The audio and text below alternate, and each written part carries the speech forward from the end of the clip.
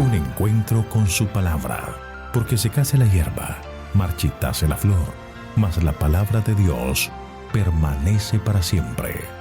Con ustedes, el doctor José Ricardo Arias Quintero.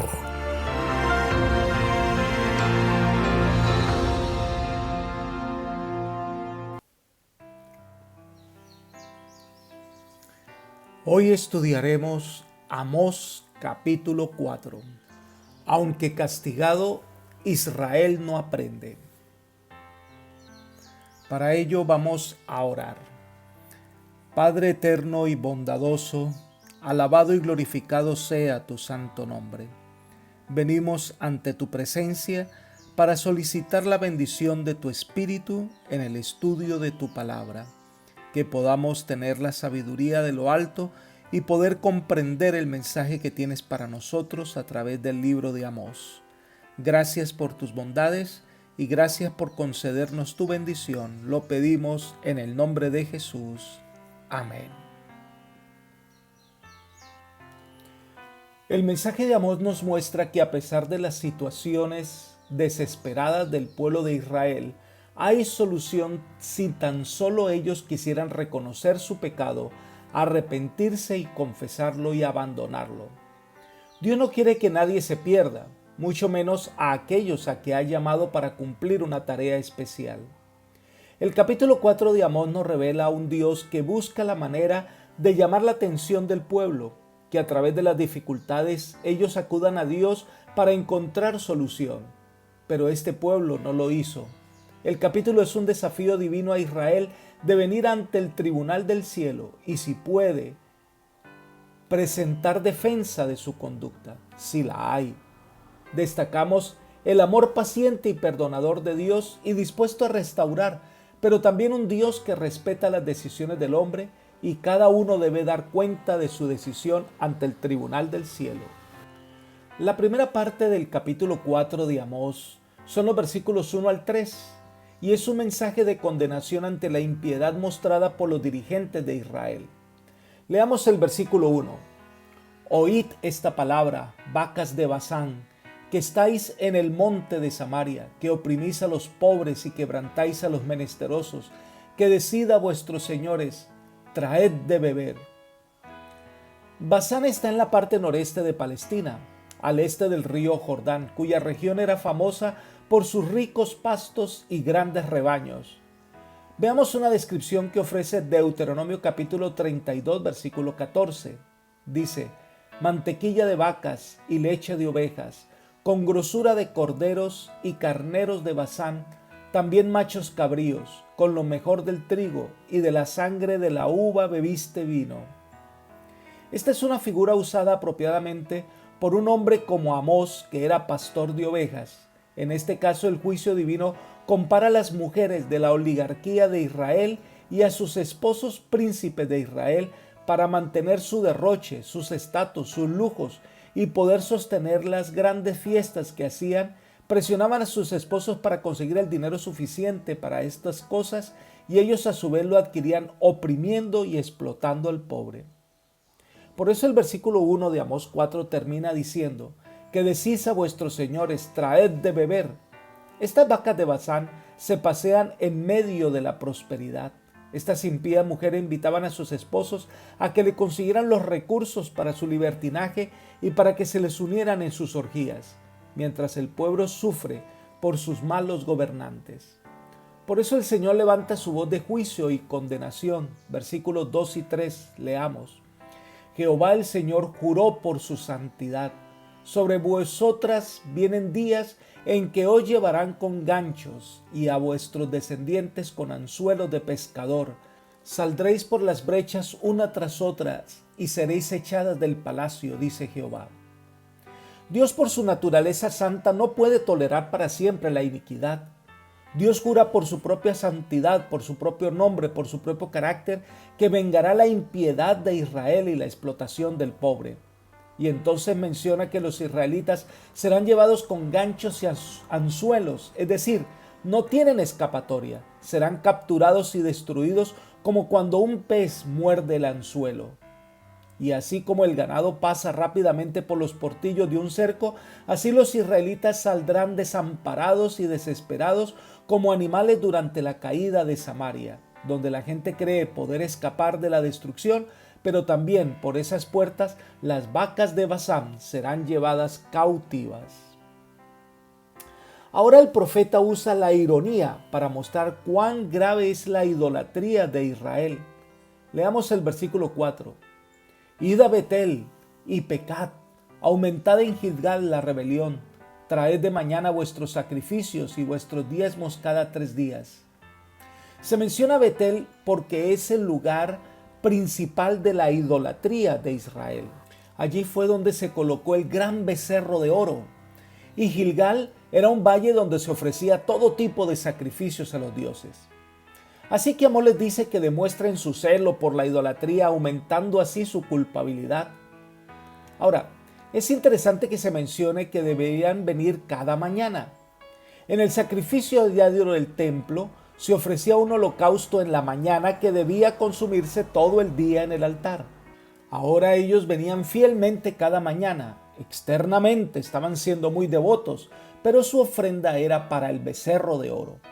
Estos que desvergonzadamente violan los males elementales deberes morales muestran con frecuencia un gran celo religioso y son felices en el culto externo, pero sí que estos den frutos de verdadera piedad. Muchos creen que lo único que deben hacer es sostener una cantidad de ritos y ceremonias y que de esta manera sus pecados son pasados por altos. Pero la religión que no produce un verdadero cambio de corazón, una piedad que brote de Dios, no sirve para nada. Pero Amós sigue con la ironía. Les dice que traigan el diezmo cada 3 días, pero a pesar de esta aparente fidelidad en el cumplimiento de estos deberes religiosos, con todo no experimentaban un cambio de corazón y no manifestaban un verdadero arrepentimiento. Lo único que hacían era incrementar su apostasía y apartarse de Dios. El versículo 5 dice: ofreced sacrificio de alabanza con pan leudado y proclamad, publicad ofrendas voluntarias, porque así lo quiere, hijos de Israel, dice Jehová el Señor. Saben que la levadura no debía ser ofrecida en el altar, pero aquí se les pide que lo ofrezcan y que muchos hacen lo que les gusta, que cuando traigan la ofrenda, éstas sean publicadas y conocidas por todos. Tal y cual como lo hacían algunos fariseos en el tiempo de Jesús, Israel se aferró a la falsa idea de que la religión consistía en las formas externas de culto, olvidándose de que obedecer es mejor que los sacrificios. Cuando los mensajes de Dios resultan insuficientes, son seguidos por episodios de castigo para que el pueblo reconociera, pero lamentablemente estas cosas tampoco dieron resultado. Es el tema de los versículos 6 al 11. En esta sección se repite 5 veces, mas no os volvisteis a mí. 5 acciones divinas que buscaban que el pueblo reaccionara, pero ellos, en vez de buscar al Señor, le dieron la espalda. Veamos estas 5 acciones. La primera acción, versículo 6. Os hice pasar hambre en todas vuestras ciudades. Tenían blancura de dientes, les faltaba el pan. Este es el resultado de la apostasía y Dios lo había advertido antes. Pero este pueblo que sabía estas cosas, dice el Señor, no volvisteis a mí. No quisieron dejar su pecado, no quisieron entregarse al Señor. Entonces viene la segunda acción, que se describe en los versículos 7 y 8. Dice: también os detuve la lluvia 3 meses antes de la siega. Esto era fatal en una economía agrícola, especialmente en la época de la cosecha. Sería un desastre total. Ahora, para que este castigo no se fiera como o fuera atribuido a fenómenos naturales, el Señor hacía llover en una ciudad y en otra no. Así que la falta de lluvia trajo escasez de agua y tenían entonces que viajar grandes distancias para conseguir el líquido precioso. Y dice el versículo: con todo no os volvisteis a mí, dice Jehová. Persistieron en la idolatría y el pecado, pueblo necio que tenía la solución a la mano y no la buscaba. La tercera acción de Dios la vemos en el versículo 9. Dice: Os herí con viento del este y con oruga, la langosta devoró vuestros muchos huertos. Ahora viene un viento seco que marchitaría las plantas, y le agregas a esto la oruga y la langosta, pues en una destrucción de todo lo verde, todos los viñedos y olivares destruidos. Pero dice, pero nunca os volvisteis a mí. Esta plaga que recuerda la de Egipto, y saben que la única solución es Dios, pues este pueblo, a pesar de ello, no buscó a Dios. Cuarta acción de Dios, versículo 10. Envié contra vosotros mortandad tal como en Egipto. La enfermedad y las constantes batallas con los sirios trajeron como resultado la muerte de muchos soldados, muchos jóvenes, e incluso estos cuerpos, sin ser sepultados a tiempo, llenaban el aire de hedor. Pero dice el versículo, mas no os volvisteis a mí. Lejos de Dios, quien era su protector, ahora están a merced de los enemigos. Sin embargo, para nada mostraron interés en volver a Dios. Quinta acción, versículo 11. Os trastorné como Dios trastornó a Sodoma y a Gomorra, y fuisteis como tizón escapado del fuego, mas no os volvisteis a mí, dice Jehová. Al compararlo con Sodoma y Gomorra, el Señor señala la magnitud de su pecado y el castigo resultante, y habla de un escape difícil con pérdidas, que el tizón arrebatado del incendio significa que algo de ese tizón ya estaba quemado. Dios es el único que los puede restaurar, mas no os volvisteis a mí, dice Jehová. Todos los llamados por medio de los profetas, cuando estos fueron desoídos, Dios demostró su desagrado y permitió que pasaran por calamidades para que ellos reconocieran y buscaran a Dios de corazón. Pero ellos no mostraron ningún interés en buscar al Señor por medio del verdadero arrepentimiento. Dos cosas vienen a mi mente con este relato. Número 1. A veces Dios permite las pruebas para que podamos reaccionar y ver en qué cosas estamos fallando y busquemos al Señor. Muchas veces lo que sucede a nuestro alrededor es un llamado de parte de Dios para que reaccionemos, para que entremos en razón. Quizás para darnos cuenta que las apariencias de piedad no sirven para nada. Y es el llamado de Dios para que le busquemos de corazón, para que caigamos arrepentidos a sus pies para alcanzar misericordia. Y en segundo lugar, muchas de las calamidades que ocurren a nuestro alrededor son llamados de atención a la humanidad para que busque al Señor. Pero vemos la dureza del corazón de los hombres que pasan por las dificultades y tratan de justificar todo, de explicarlo todo lógicamente, acallando sus conciencias y no buscando al Señor de corazón.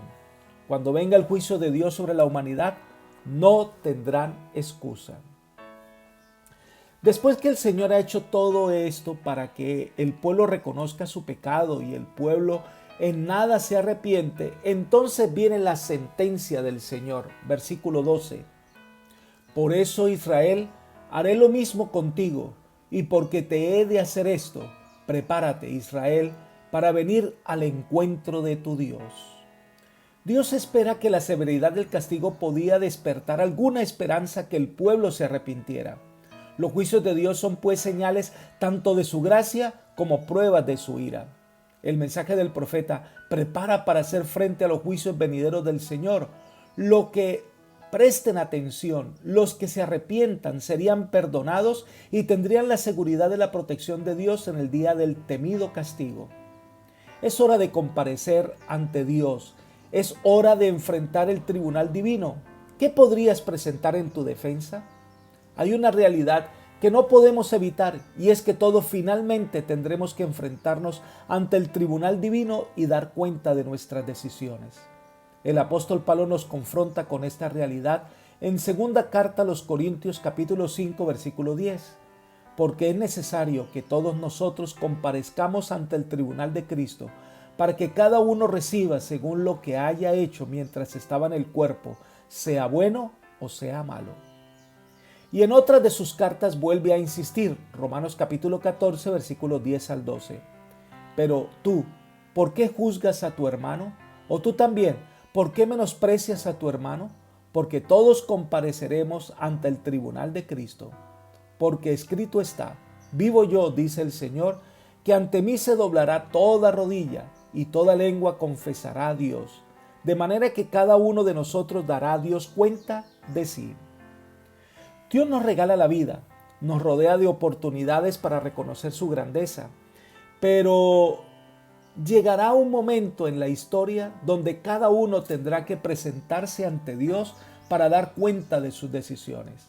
Cada uno tendrá que confrontarse con sus acciones. Pero este capítulo termina destacando la grandeza de Dios. Amós capítulo 4, versículo 13.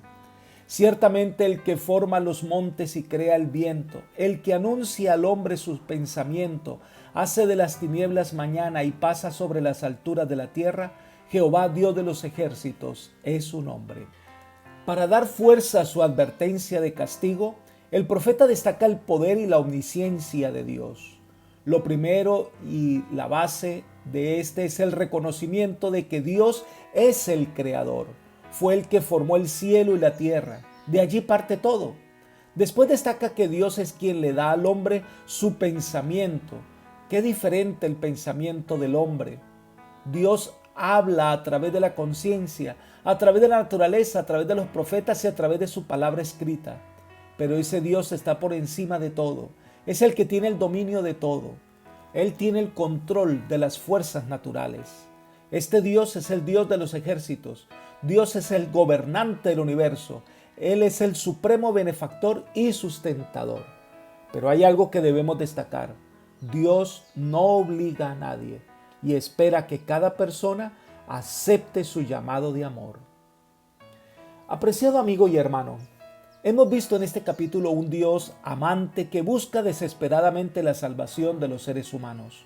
Un Dios que llama, un Dios que toca, un Dios que desea que todos escuchen el mensaje de salvación y todos puedan obtener el perdón y la gracia divina.